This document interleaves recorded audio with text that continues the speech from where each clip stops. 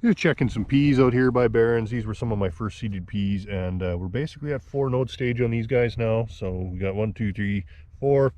We do have a little bit of node development starting to show up on these guys already right here. So these are going to have to get sprayed this week for sure. With good moisture conditions and sunny morning out here now, these are going to grow real rapid. So to get them sprayed before 6-leaf node, they'll have to get done in the next couple days for sure. Alright, well here's a fun one for you. If you can see to the left of my shadow there, we've got a row that's a little bit thin. And when we look at it, the barley is definitely struggling a little bit here. And the reason for that is, look at the seeding depth. Hugely deep. We're about 4 inches deep there, versus on the row right next to it, we're at 2 inches.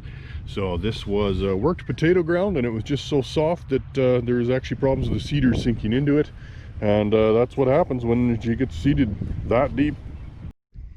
Alright, I'm here in a barley field, and as you can see, the barley is mostly 2-leaf stage. So while it is in the proper window for herbicide timing, depending on what herbicide you're using, something like Infinity could safely be sprayed in here, and we do have some Canada Thistle. You'll see we have a lot of really small little kochias in here. A lot of them are just cotyledon stage. And that is from that moisture last week. These weeds are just starting to get going. So for this reason, I'm not really recommending anybody to spray early this week yet.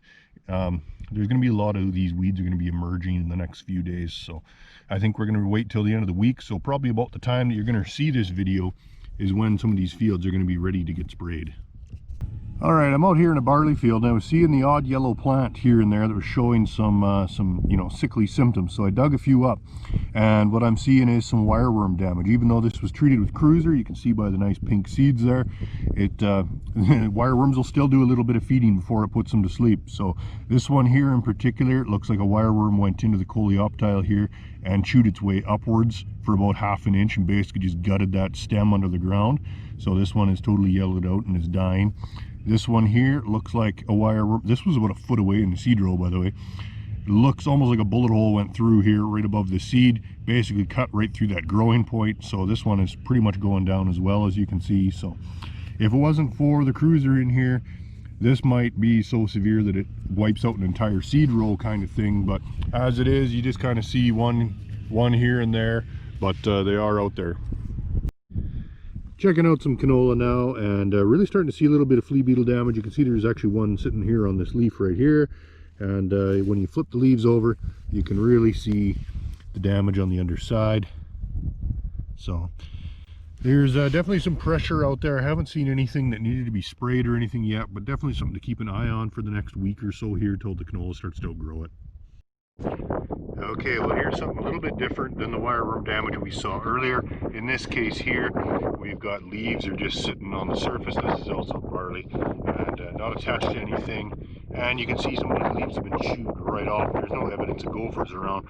So that is classic cutworm symptomology. And digging around, sure enough, what do I find? A glassy cutworm. So keep your eyes open for these guys. They're stealthy and hard to find. Seems like you got to dig forever to find the thing, but once in a while you get lucky. Okay, I'm out in a pea field, and this was sprayed with Authority Supreme back in the spring.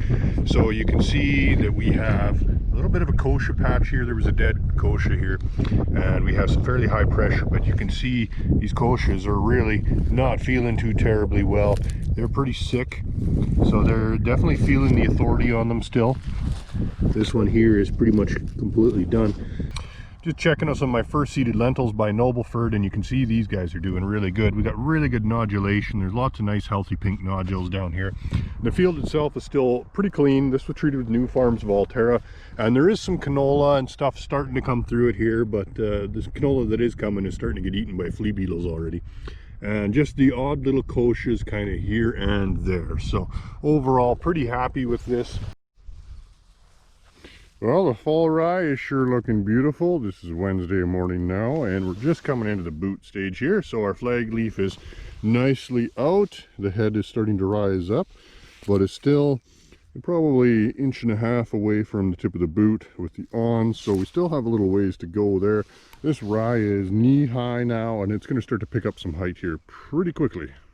Well, here's a nice weedy field for you. This fall rye didn't get a herbicide, and it is absolutely full of kochia, and there's some buckwheat and lamb's quarters, a little bit of canola down there, sow thistles. Actually, sorry, that is prickly lettuce. But yep, and don't forget the dandelions. There's a few of them out here too. Good thing it's getting silaged. Okay, back here by Nobleford, checking out another barley field, and this barley is mostly 3-4 leaf now. And but you can see here, this is quite common in the row. You see a couple plants in a row that are all yellowed out, and that is once again wireworms, and they tend to be targeting right above the seeds again. So if I dig these guys up, you'll see that same damage right above the seed. They've just chewed right through the coleoptile, right through the growing point there. So that's definitely going to affect these plants, and some of them of course are basically completely done for here, chewed off right below the ground. Also in this field though is a little bit of cutworm damage, and I'm seeing this kind of everywhere right now. It seems like there's a low level of glassy cutworms. It takes a while to find them, but you dig around you will find them. But yeah, not ideal, but nothing worth spraying yet either. I haven't seen any actual dead patches. There's just the odd plant here and there. Here's a new weed for you this year. This is field bindweed. Basically, some people call it morning glory, but so far right now it's very prostrate because there's nothing for it to climb on. And yeah, it's gonna have some pretty flowers on it eventually if we don't kill it with our herbicide. Here's a winter wheat field, and we got quite a few wild oats emerging in here. So most of these wild oats are still one leaf stage, and there's quite a few have just poked out of the ground probably in the last day or two. The winter wheat itself is in good staging to be sprayed, but the wild oats are still pretty small. That's going to be a pretty hard target to hit.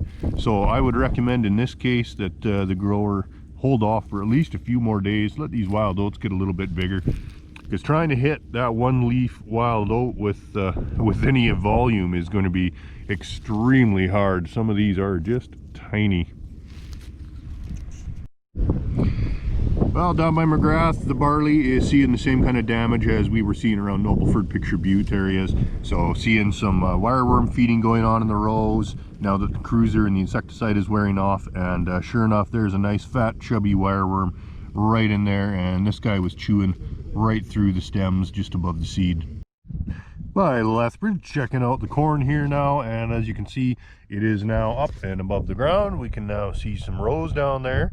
Things are looking not too bad, and you can see how big the root development is already. Corn really sends down roots in a hurry, and yeah, looking nice and healthy. This was the field we had severe wireworm problems in last year, but not seeing any effect on the corn here now.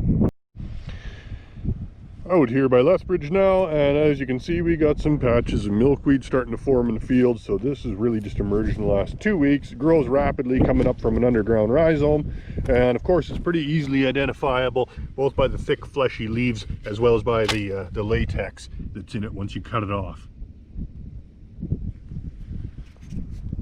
Thanks for watching. Like and subscribe, and we'll see you next week.